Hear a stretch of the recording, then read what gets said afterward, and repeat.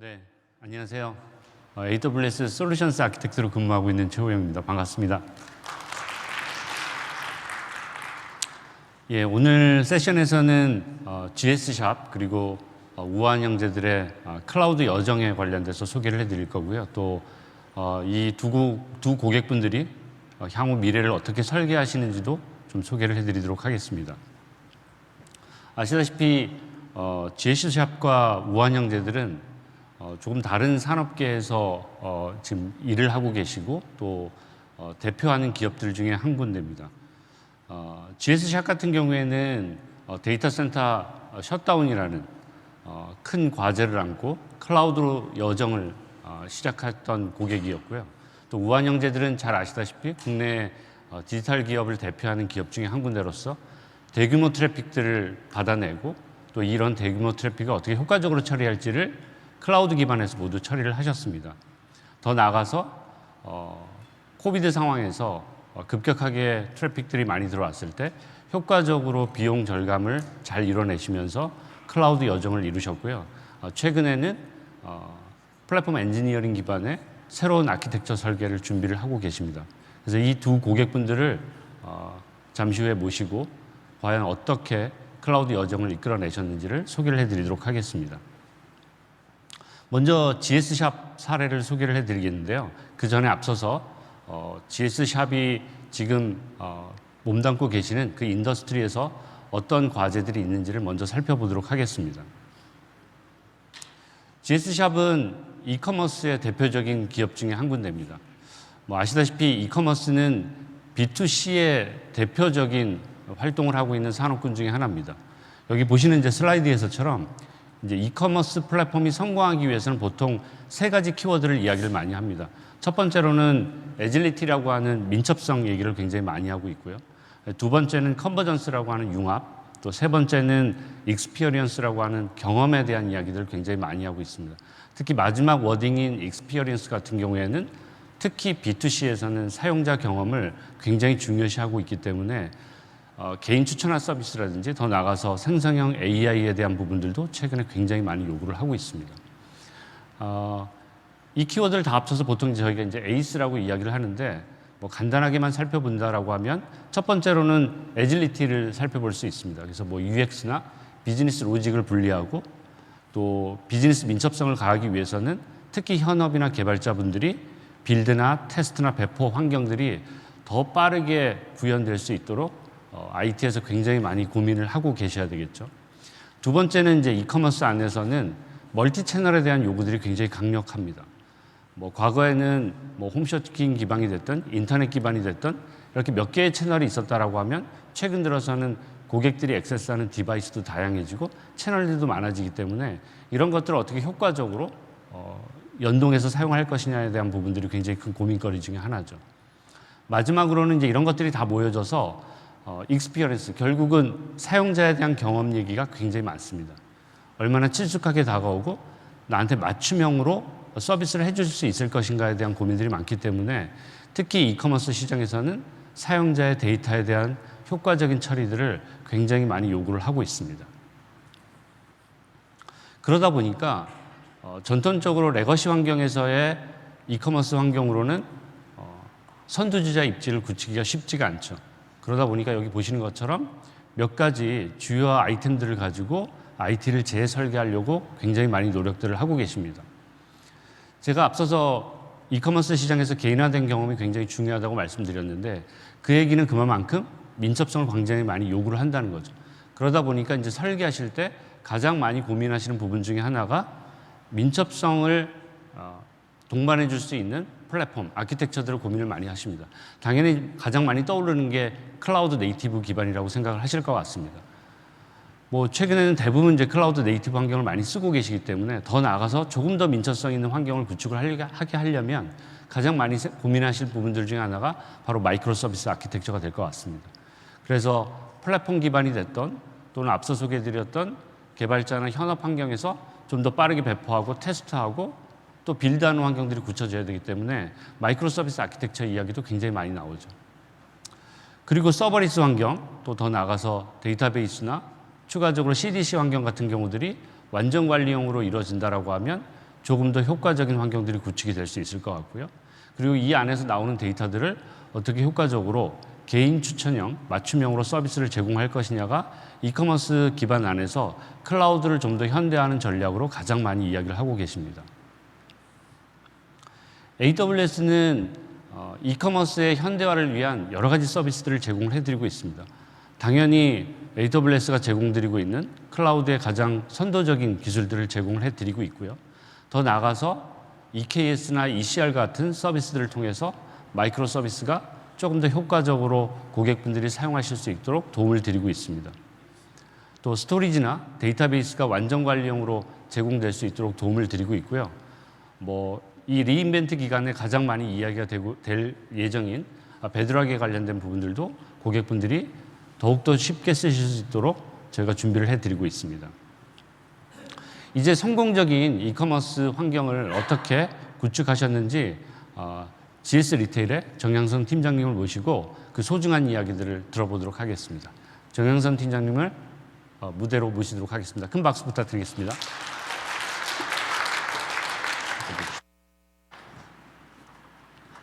안녕하세요. GS샵의 클라우드 운영을 맡고 있는 정향선이라고 합니다. 오늘 박수 치셔도 됩니다. 오늘 GS샵의 클라우드 전환 여정에 대해서 여러분들께 공유 드리도록 하겠습니다.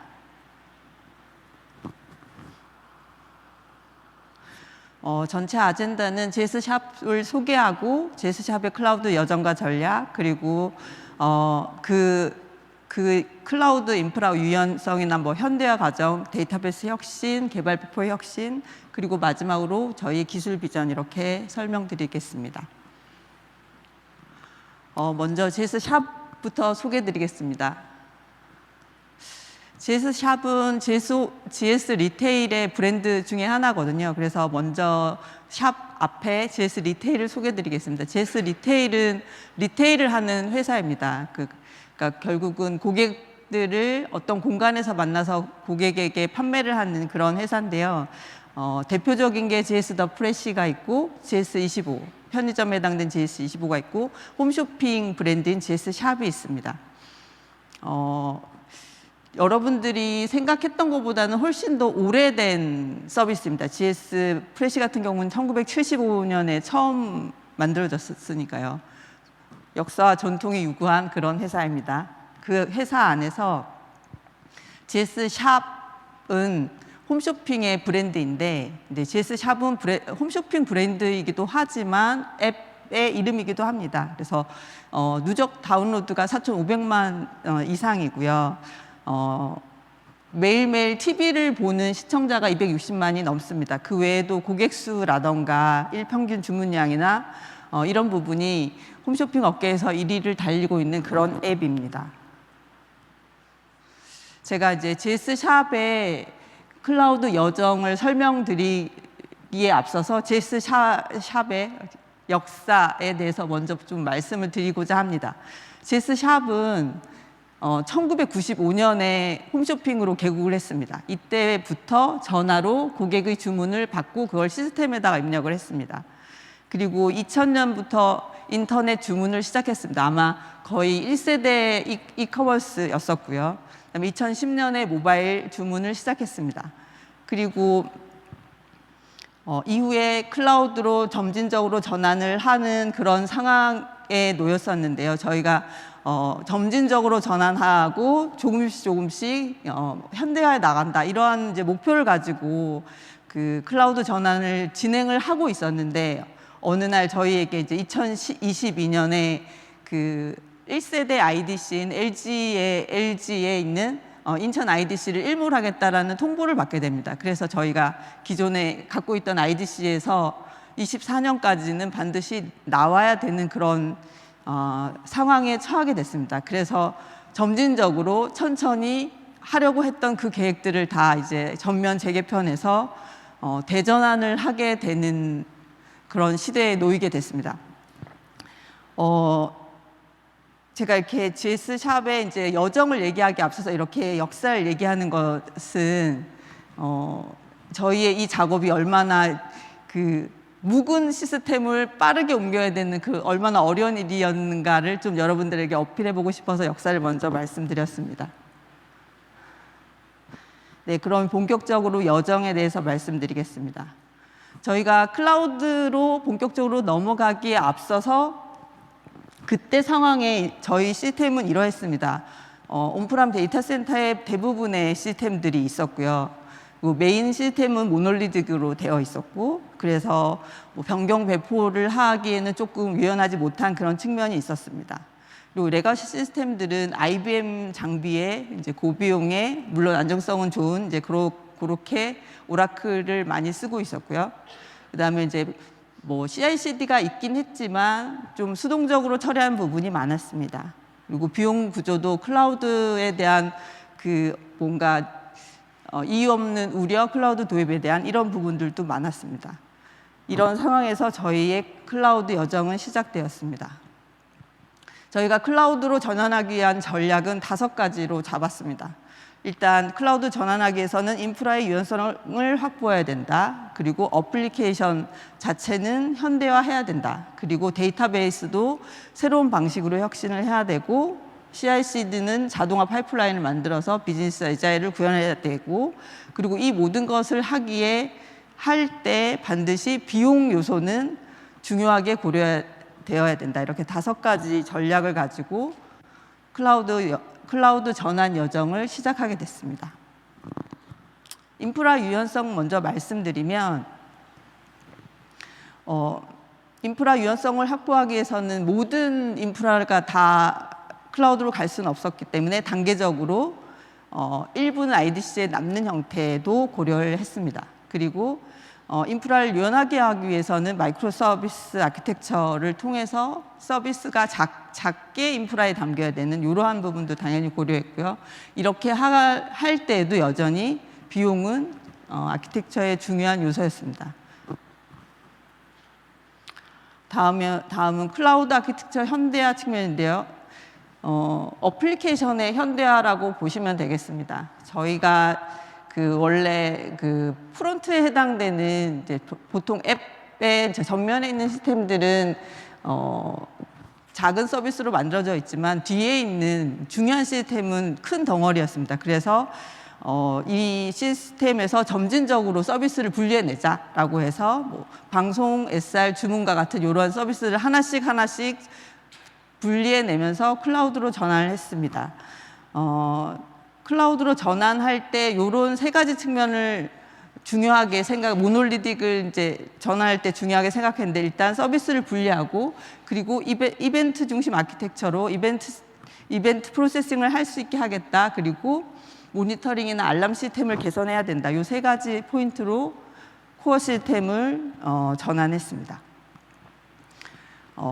그래서 주문 서비스를 예로 한번 들어보면, 주문 서비스를 점진적으로 전환할 때는 커다란 덩어리 안에서 주문 서비스를 오른쪽 하단에 있는 것처럼 저렇게 분리를 하고, 그러면 사실 주문이 일어날 때 고객이나 상품이 당연히 참조되어야 되기 때문에 이 참조는 사이드카 아키텍처 적용해서 고객 상품은 레거시에 있는 부분들로 연결을 하고, 기존에는 ESB를 통해서 채널에 주문을 받았는데 주문 앞에 콩 게이트웨이를 두고 채널 주문을 받는 형태로 이제 이렇게 구성을 하는데, 이것들을 이제 한 번에 전환을 하는 게 아니고 저희가 다양한 채널이 있거든요. 제일 보면 모바일 주문, ARS 이런 식의 이 순서대로 가장 트래픽이 많은 게 모바일, 그다음에 ARS인데, 반대로 주문을 전환할 때는 제일 트래픽이 적은 리모컨 주문부터 콩 게이트웨이를 통해서 전환을 해보고 실패하면 되돌리고, 이렇게 거꾸로 가는 형태로 점진적으로 전환을 해 나갔습니다.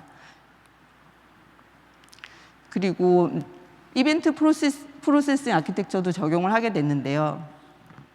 여러분들이 아마 홈쇼핑을 한 번쯤은 다들 보셨을 것 같은데, 쇼호스트가 매진 임박이다, 지금 주문하는 고객이 몇 명이다, 이런 이제 멘트를 하게 되는데, 이게 실제적으로는 그런 대시보드를 쇼호스트의 바로 앞에 보여주고 있거든요. 그래서 쇼호스트가 보면서 말을 하는데, 그런 데이터를 보여주려면 기존 방식은 왼쪽에 있는 것처럼 주문 DB에서 20초마다 데이터를 이제 스케줄러 걸어서 읽는 거예요. 읽어서 방송 쪽 시스템에다가 던져주면 그 방송 쪽 시스템에서 대시보드를 만들어서 쇼호스트가 볼 수 있게 해주는 이런 구성이었습니다.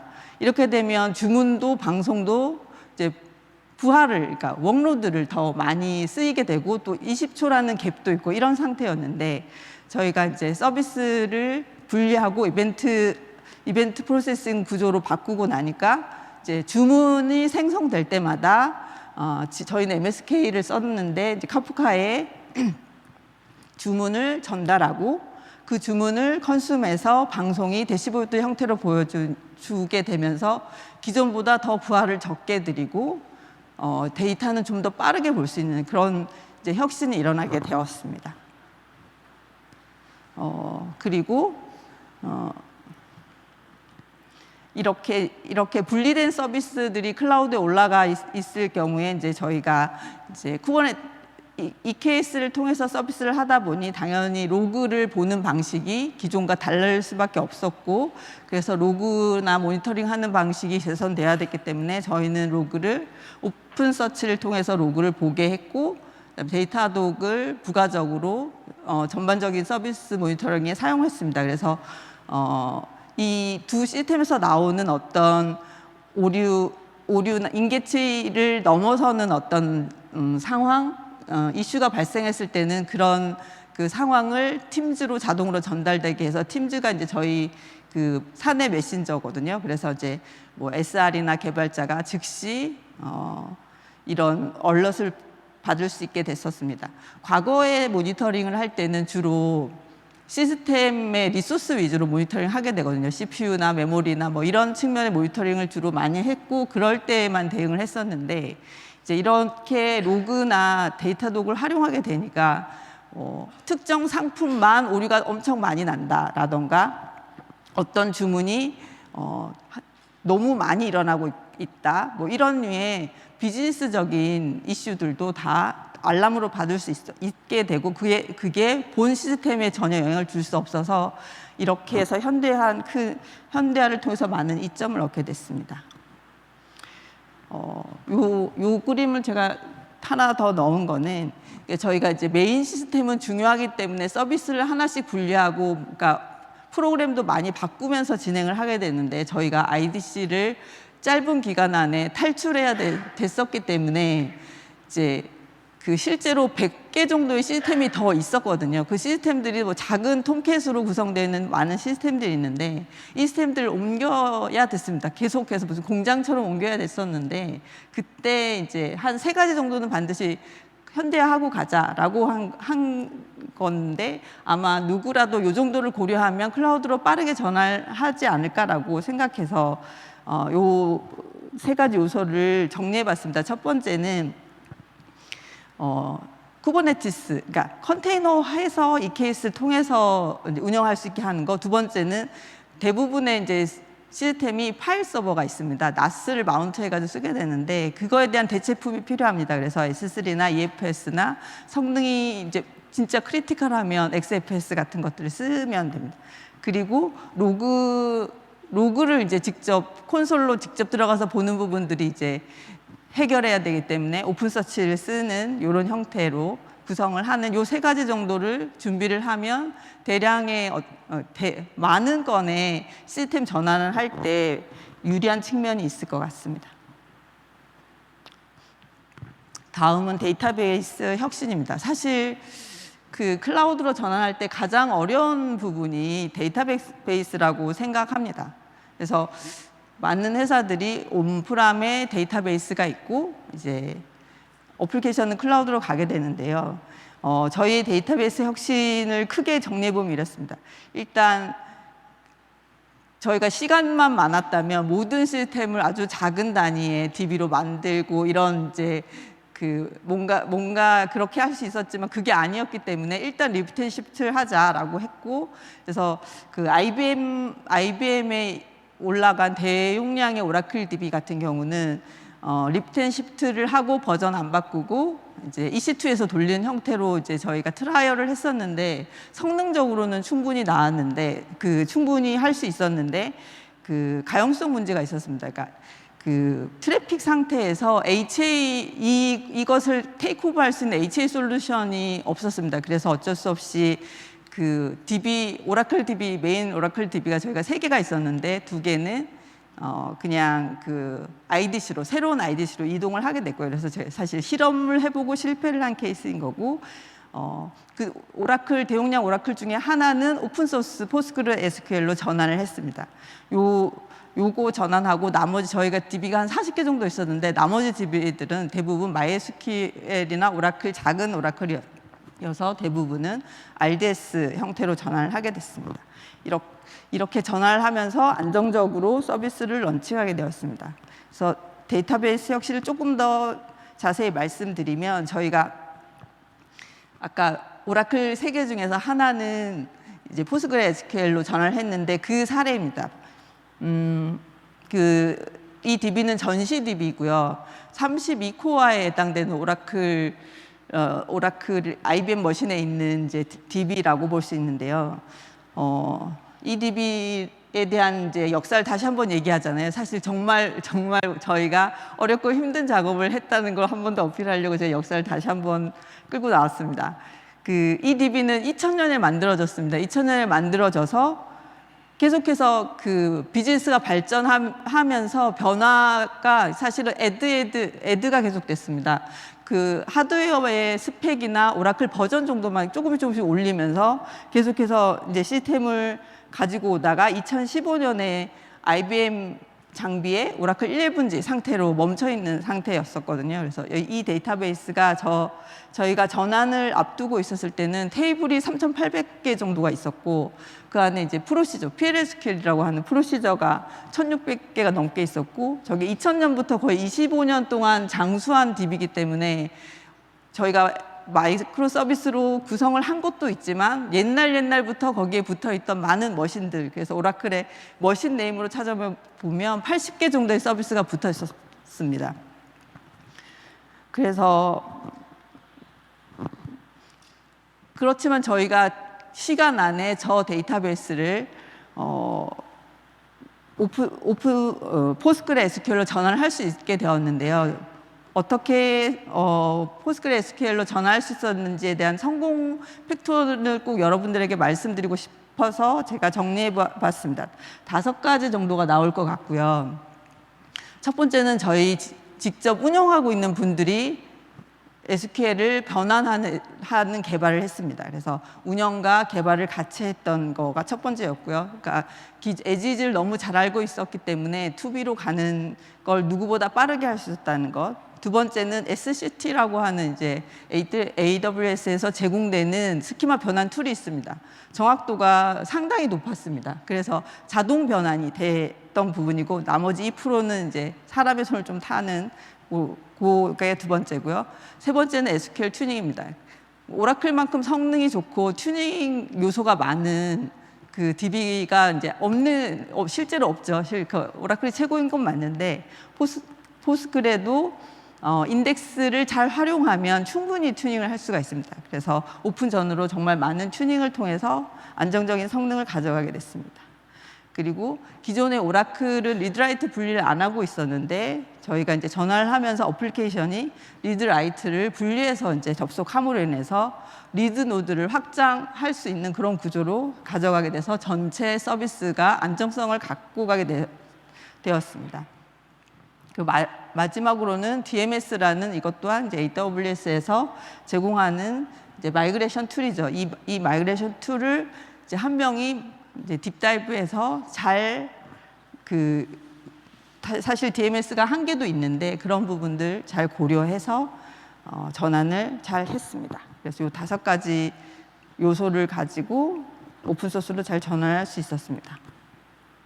그렇게 해서 작업한 결과 이게 아마 계획 단계부터는 14개월 정도 걸렸고 실제로 다운타임을 7시간을 거쳤지만 80개가 넘는 머신들이 다 정리돼서 새로운 시스템으로 넘어갔고 이 전환 이후에 이로 인한 장애는 없었습니다.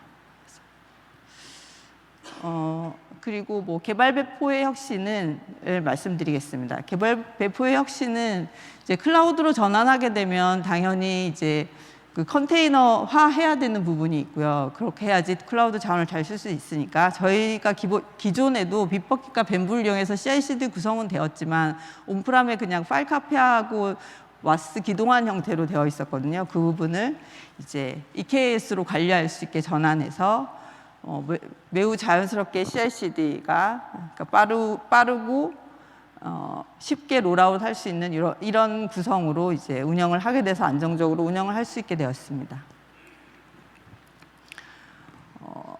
지금까지는 이제 저희가 어떤 식으로 변화했는지를 설명을 드렸고, 이제 이 이후에 저희가 어떻게 변했는지, 변할 건지에 대해서 말씀드리겠습니다.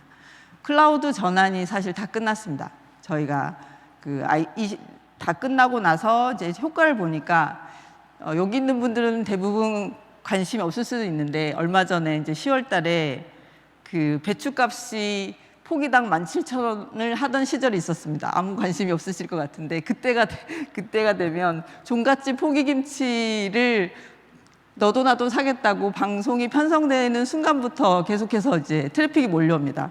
그래서 지금 이 왼쪽에 있는 그래프 같은 경우는 종갓김치가 4분 만에 방송 시작한 4분 만에 매진된 그래프입니다. 이게 주문 건수인데요.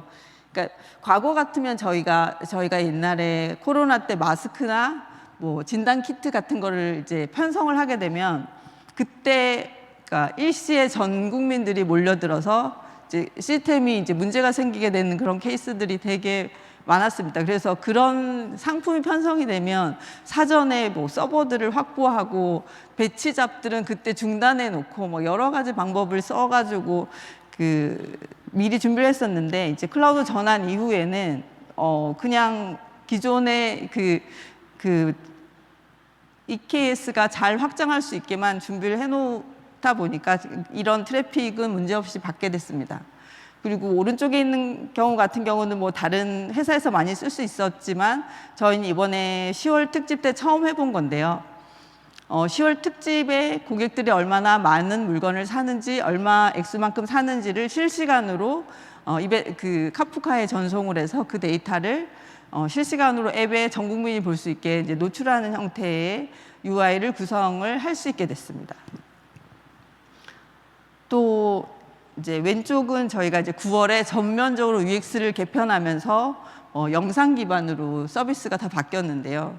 과거 같으면 이렇게 이제 전면 개편이나 완전히 구조가 달라지는 어떤 개편을 하게 된다면 정말 오랜 기간 설계를 하고 뭐 장비를 확보하고 개발하고 이렇게 했어야 되는데 개발하는 측면마저도 이제 저희가 클라우드 전환 이후에는 정말 짧은 시간 안에 이런 변화를 쉽게 수용할 수 있게 됐습니다.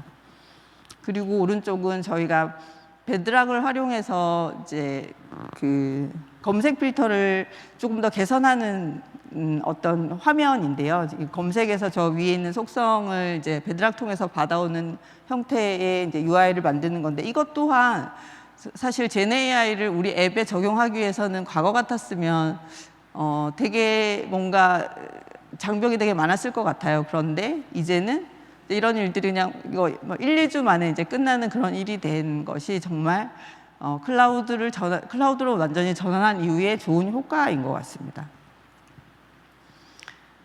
그래서 저희의 기술 비전을 정리를 해보면 이런 것 같습니다. 현재 상태에서 보면 저희가 트래픽 인프라 확장에 대한 걸림돌이 없습니다. 그리고 기능적으로 확장하는 것 또한 걸림돌이 없는 것 같습니다. 그리고 기존에도 AI 활용한 추천을 많이 했지만 좀 더 확장해서 AI를 적극적으로 활용할 수 있게 되었습니다. 그리고 제네AI를 좀 더 많이 쓸 계획에 있습니다. 그리고 이렇게 클라우드를 너무 많이 쓰다 보니 또 여전히 지속적으로 비용 문제가 있습니다. 그래서 AWS와 계속 협업해서 아키텍처를 개선하면서 비용을 줄여가면서 이런 작업을 계속해서 해 나가고자 합니다. GS샵을 다운로드 받으시고요. 거기 들어가면 여러분이 뭔가 발견할 수 있는 즐거움이 많이 있습니다. 네, 그래서 GS샵 많이 이용해 주시기 바랍니다. 들어주셔서 감사합니다.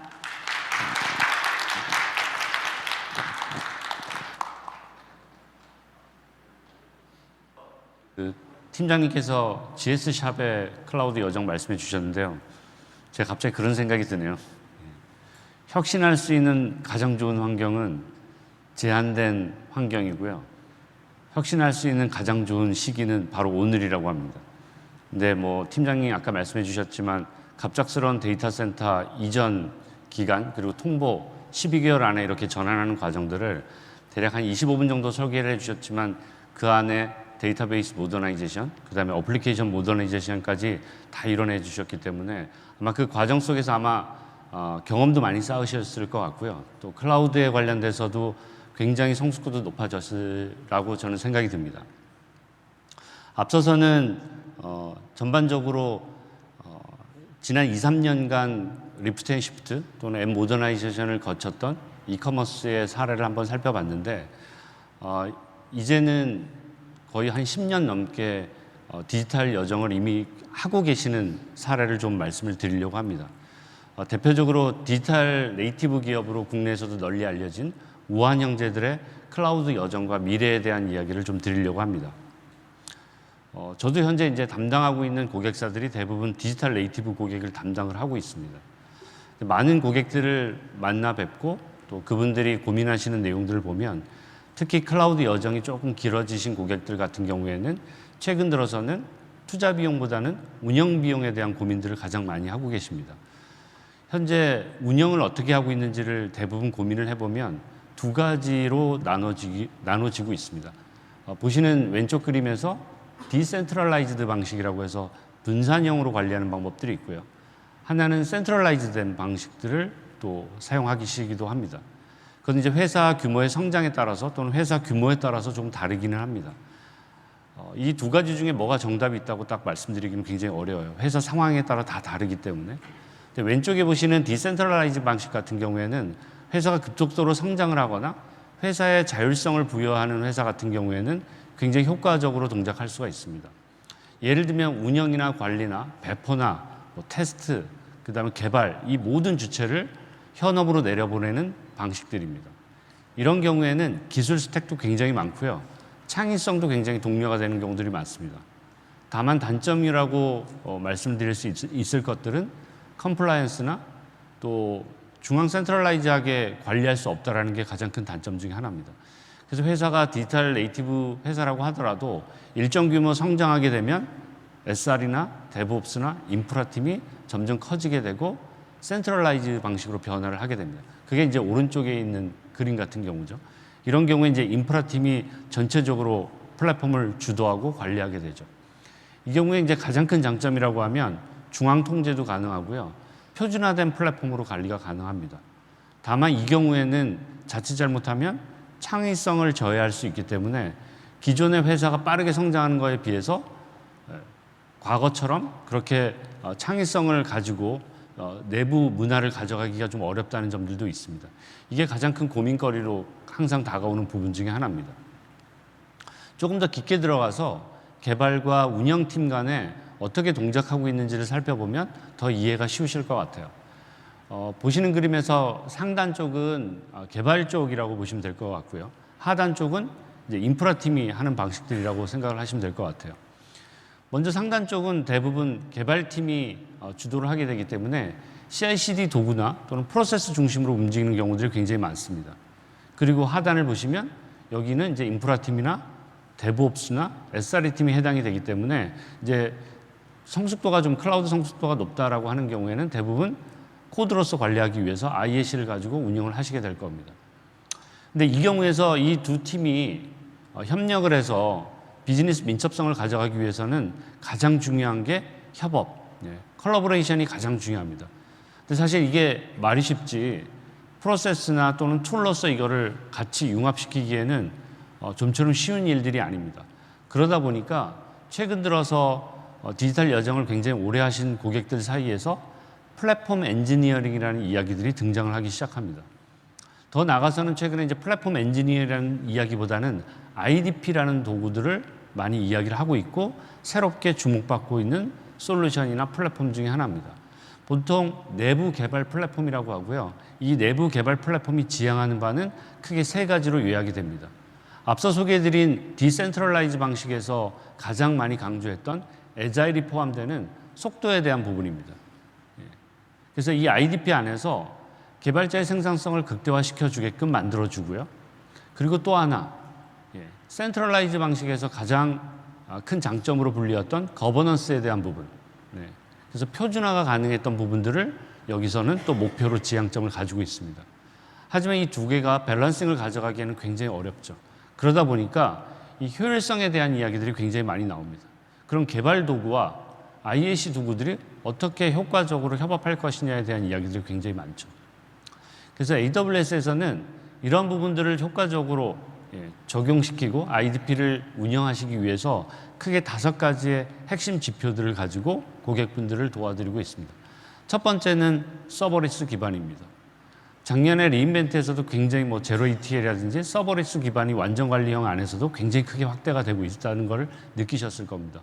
올해도 새로 나온 피처들 또 GA되어 있는 기능 중에 서버리스가 굉장히 많고요. 그게 어떻게 보면 IDP의 연장선상이라고 보셔도 될 것 같습니다.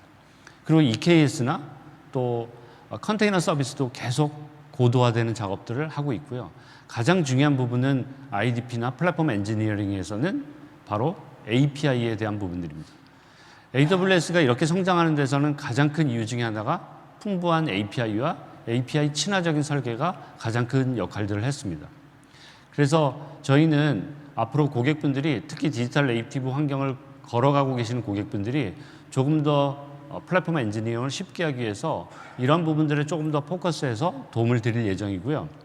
이미 이러한 길들을 계속 걸어오신 우아한 형제들의 사례를 통해서 향후 미래 전략들을 어떻게 가지고 계시는지를 살펴보도록 하겠습니다. 우아한 형제들의 이은호 실장님을 모시고 그 사례 이야기들을 들어보도록 하겠습니다. 큰 박수로 모시겠습니다.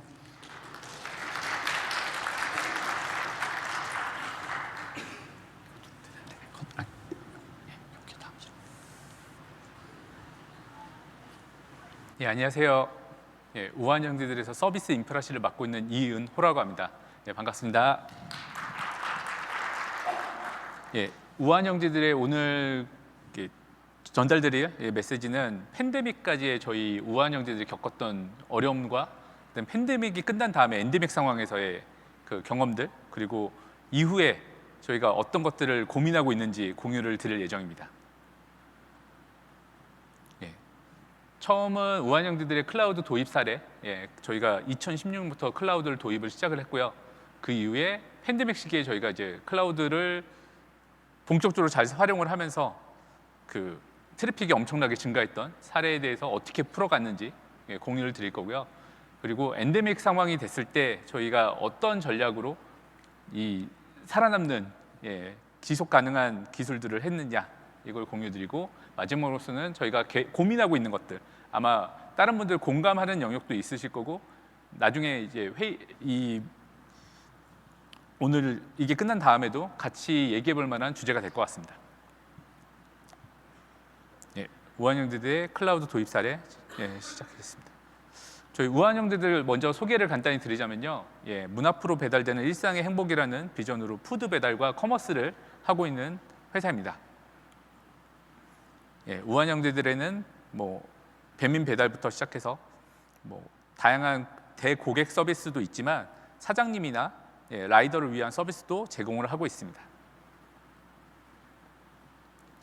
우아한 형제들에서는 클라우드 여정이 클라우드 이전을 2016년 한국에 AWS가 들어오면서부터 바로 시작을 했고요. 그 다음에 마이크로 서비스로 전환하는 프로젝트도 먼데이 프로젝트라는 것을 진행했었습니다. 그리고 핀테크도 클라우드로 이전하는 사례를 남겼고요. 그리고 그 이후에 이제 엔데믹 상황이 되면서 피놉스라든지 이제 비용 절감이나 어떤 더 필요한 것들을 좀 찾아내는 작업들을 많이 진행을 했고, 그다음에 클라우드를 어떻게 표준화해서 고도화를 할지에 대한 고민도 많이 됐었습니다. 그 이유는 이제 IDP나 서버리스 같은 고민을 좀 하고 있습니다. 팬데믹 시기에 클라우드 기술의 역할을 공유드리겠습니다.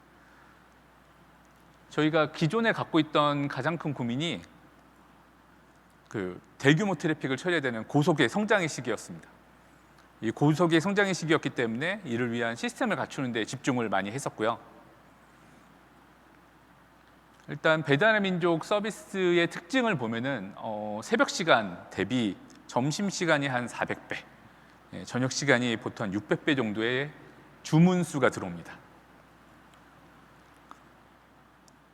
월간 방문자 수는 대략 한 2천만 정도 되고요. 월간 주문 수는 1억 건을 돌파도 했었습니다. 이렇게 많은 사용자랑 주문을 처리를 하려면 시스템도 계속 변화가 필요했었습니다.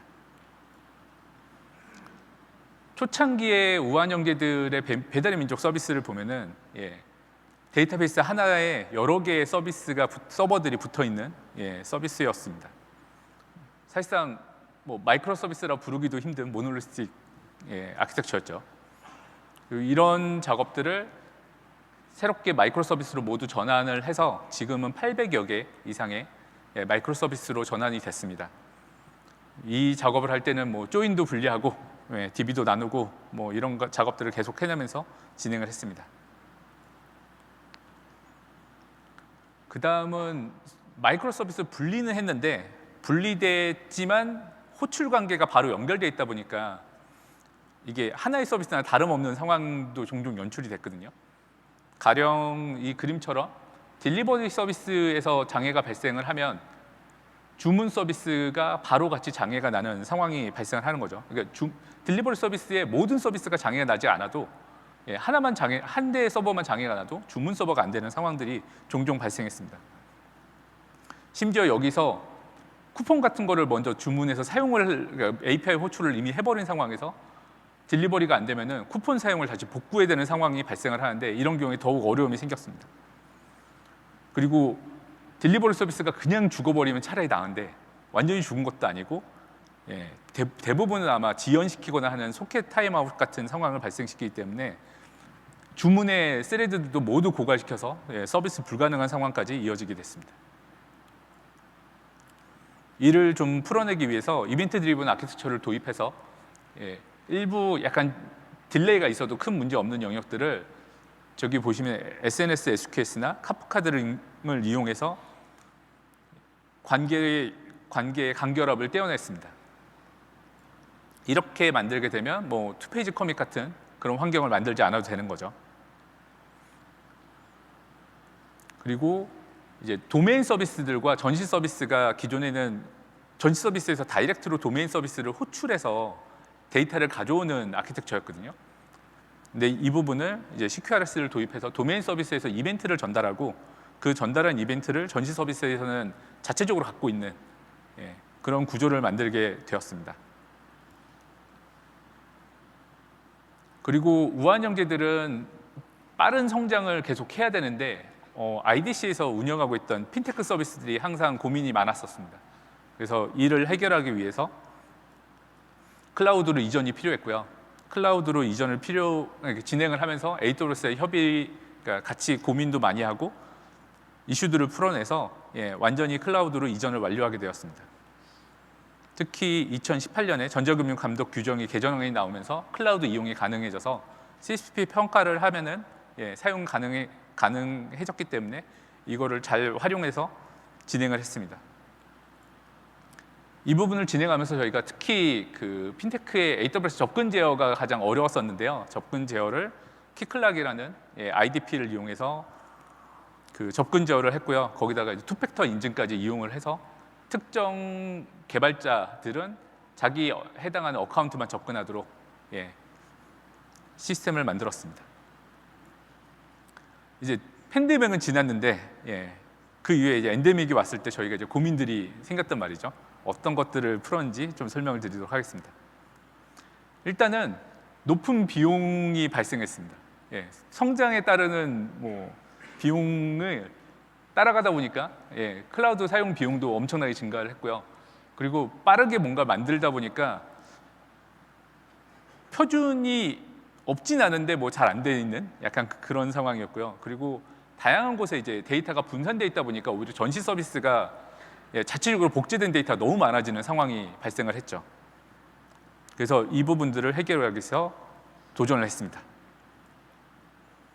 일단 우한 형제들이 보여주는 그래프를 보시면은 뭐 클라우드 비용이 계속 증가할 수 있는데 주문당 비용을 이제 보시면 2020년 이후에 이제 크게 증가를 시작했습니다. 그렇다는 얘기는 주문당 클라우드 사용 비용이 훨씬 더 빠르게 증가했다는 얘기죠. 예. 그래서 이 부분을 해결하기 위해서 고민을 하고 있었고요.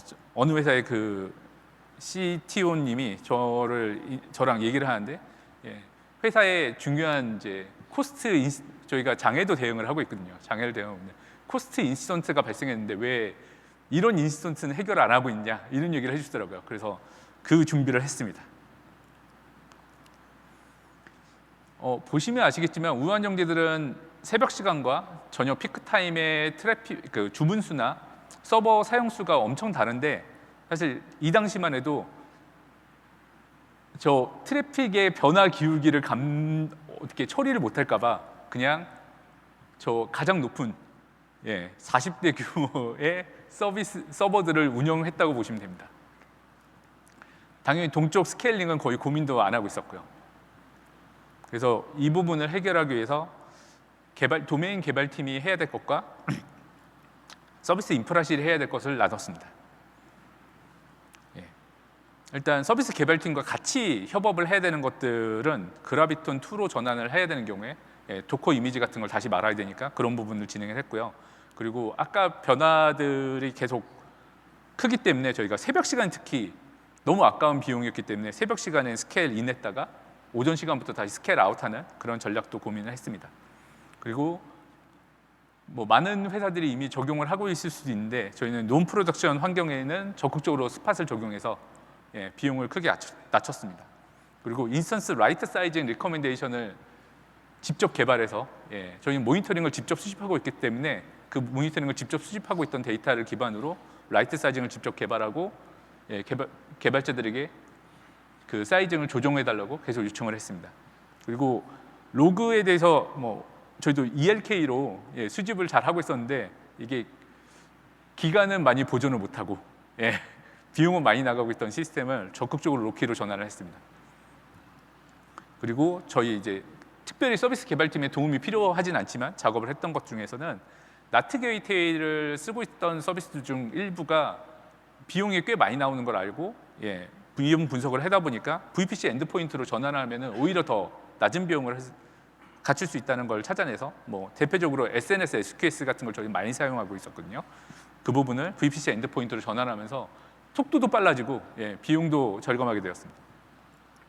그리고 완전 관리형 서비스들의 경우에 뭐 대표적으로 오로라라든지 엘라스캐시라든지 오픈서치 같은 경우에는 오히려 더 적극적으로 그래피톤 2로 전환을 했습니다. 그리고 RISP의 커버리지를 최대한 상향 조정해서 계속 조정을 하고 있습니다.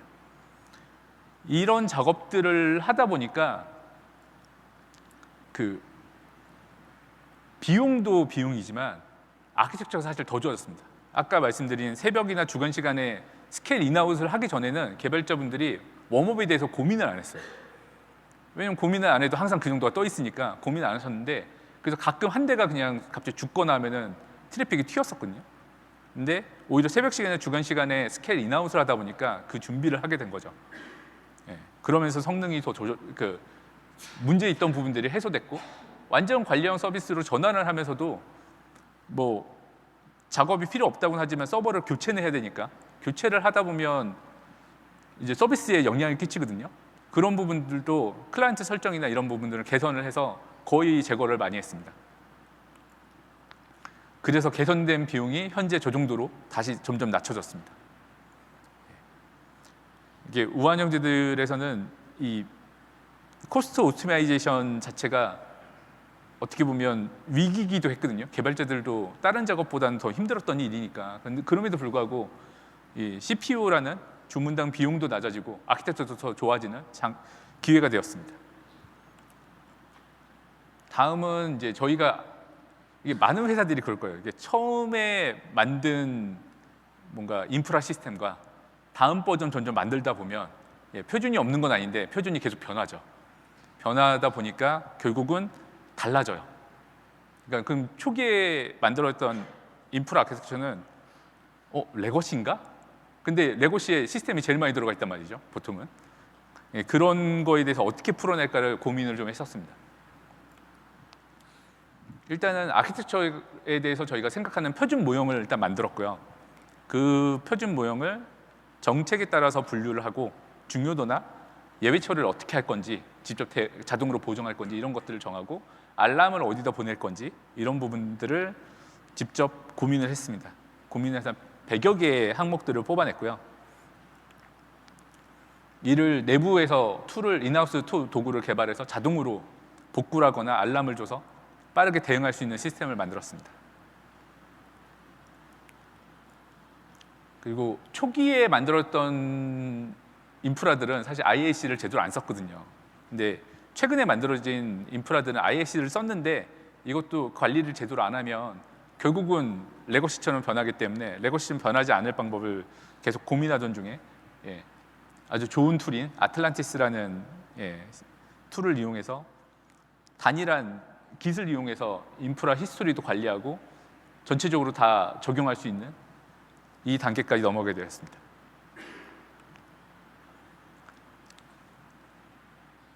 이게 마이크로 서비스로 잘 분산을 열심히 해놨는데 열심히 분산만 해놓다 보니까 모든 데이터가 다시 전시나 도메인의 양쪽에 존재하는 중복된 데이터가 계속 발생을 하는 거죠. 그 부분을 어떻게 풀어볼까 하고 있다가 저희가 이벤트 스토어와 데이터 스토어를 통해서 풀게 되었습니다. 그래서 푸드 데이터 허브나 커머스 데이터 허브 같은 데이터 허브를 만들어서 그쪽에다 센트럴라이즈 해서 서비스에 맞는 집중화된 데이터를 만들어냈습니다.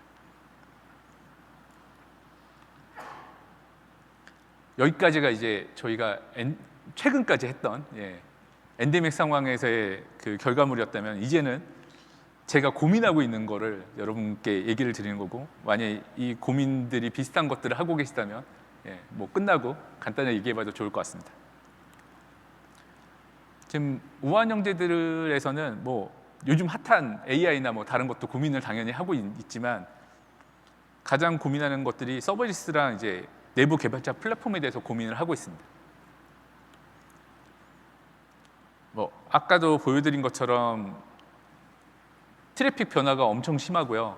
심지어 저기 점심시간대를 자세히 보시면은 기울기가 매우 가파르거든요. 저게 거의 1분 사이의 변화량이에요. 왜냐하면 우리나라에는 많은 직장인분들이 정해진 시간 내에 식사를 하셔야 되기 때문에 그 문제를 해결해 드리지 않으면 그 시간 안에 밥을 먹고 쉬셔야 되잖아요. 그걸 해결을 못 해드리면 안 되기 때문에 엄청난 기술적 난이도가 있습니다. 그래서 서버리스를 도입하는 걸 고민을 많이 하고 있고요. 지금 다양한 테스트들을 진행을 하고 있습니다. 그러면서 제가 생각했던 가장 서버리스에 가까운 모형이 뭐냐 생각을 해보면 저는 이제 클라우드 프론트랑 S3 같은 구조가 가장 서버리스에 가깝다. 이 구조로 만들어지는 게 가장 낫겠다고 생각을 하고 있고요. 최근에는 다이나모DB도 이제 요금을 낮추면서 서버리스에 좀 더 가까워진 게 아닌가 싶기도 합니다. 다양한 지금 시스템들의 도입이나 서버리스의 전환을 고민을 하고 있고요. 이 서버리스들이 저희가 원하는 성능 그리고 빠른 스케일 아웃 같은 게 다 된다면 도입할 예정이고 결국 클라우드의 미래는 결국 서버리스로 가는 거라고 저는 생각을 하고 있습니다. 다른 고민 중 하나가 이제 우한 형제들은 내부 개발자 인력이 공식적으로 얘기 못 드리지만 한 800명이 좀 안 됩니다. 800명이 안 되는 개발자분들의 10분만 아껴들어도 어마어마한 시간을 아낄 수 있는 거라서 이걸 어떻게 풀어낼까가 고민이 있고요. 생산성을 향상시키고 싶은 거죠. 그래서 지금 플랫폼 엔지니어링 고도화된 부분을 구현을 고민하고 있고 일부는 약간 시도는 해보고 있습니다. 개발자분들이 업무 요청을 어떻게 진행할 것이냐 그리고 직접 요청하고 처리를 바로 받는 영역이라든지 그리고 저희가 어플리케이션에 대한 골든 패스를 만들어서 그 어플리케이션뿐만 아니라 CI/CD까지 한 세트로 그냥 전부 다 나가는 그런 부분까지 고민을 하고 있고요. 보통 저희가 그 서비스 인프라실에 언제쯤 업무 요청을 할까를 생각을 해봤더니 분석, 설계, 구현, 테스팅, 릴리즈, 운영 같은 라이프 사이클이 있다면 테스팅 때 주시면 그나마 빨리 주신 거고 릴리즈 바로 전에 주시는 경우도 대부분이죠. 그럼 이제 저희는 그걸 받자마자 이게 정말 어느 정도 필요한 건가 이거를 지라로 작성해 주세요. 뭐 검토하고 승인하고 작업하고 다시 개발팀에게 전달하는 작업을 하게 됩니다. 기존에는 지금 현재는 지라를 통해서 업무 요청을 받고 있고요. 그러다 보니까 개발자가 요청을 하면 조직장이 보통 승인을 하고 담당자가 그 승인 받은 거를 작업을 하시긴 하는데 이게 사람이 하는 일이다 보니까 숙련도에 좀 영향을 받긴 하더라고요. 그러니까 잘하시는 분이 하면 결과물이 좀 낮고 약간 최근에 오신 분이 하면은 결과물이 좀 미흡한 경우도 있고 실수도 있고요. 그래서 이런 것들을 좀 시스템화해서 내부 개발자 플랫폼을 통해서 업무 요청을 받고 자동화하는 걸 고민을 하고 있고요. 개발자가 업무 요청을 하게 되면 내부 개발자 플랫폼이 먼저 검증을 간단히 해보고 조직장이나 작업 검토자가 이게 왜냐하면 시스템적으로 검증할 수 있는 경우도 있지만 작업자가 실제는 검토를 해줘야 되는 경우도 있거든요. 그런 경우들을 검토를 하고 승인을 하면은 원하는 시간대에 작업이 되는 시스템을 고민을 하고 있고 일부는 DB 영역에 대해서는 어느 정도 도입을 했습니다. 이렇게 되면은 개발자분들도 자기가 원하는 시간에 딱 작업되는 것도 있고 기존에는 특히 새벽 시간에 작업 요청을 한 경우에는 이 작업자분이 새벽에 매일 대응해야 되는 게 이슈였거든요. 근데 그런 부분들도 개선될 수 있을 거라고 생각을 하고 있습니다. 그리고 장애를 안 내기 위해서 플레이북을 엄청나게 만들었더니 못 보겠더라고요. 너무 많아서. 오히려 너무 많으니까 못 보겠더라고요. 이걸 시스템화하는 역할도 생각을 하고 있습니다. 마지막으로 생각하고 있는 부분은 골든 패스에 대한 부분인데 어플리케이션을 이제 만들게 되면은 어플리케이션을 이제 기세에다가 업로드하고 이걸 CI/CD 세팅하고 뭐 이런 것들을 다 수작업을 하게 되는데 이 부분을 전체 플로우를 그냥 자동화할 수는 없을까? 이 부분을 고민을 하고 있는 거고요. 이렇게 해서 IDP를 제공을 하게 되면 개발자분들이 빠른 서비스 릴리즈부터 업무 전체적으로 자동화되는 경험을 하지 않을까 생각을 하고 있습니다. 우아한 형제들은 문 앞으로 배달되는 일상의 행복을 위해서 앞으로도 계속 달려나가는 회사가 되도록 하겠습니다. 감사합니다. 나가시기 전에 서베이에 참여해 주시면 감사하겠습니다. 이만 마치겠습니다.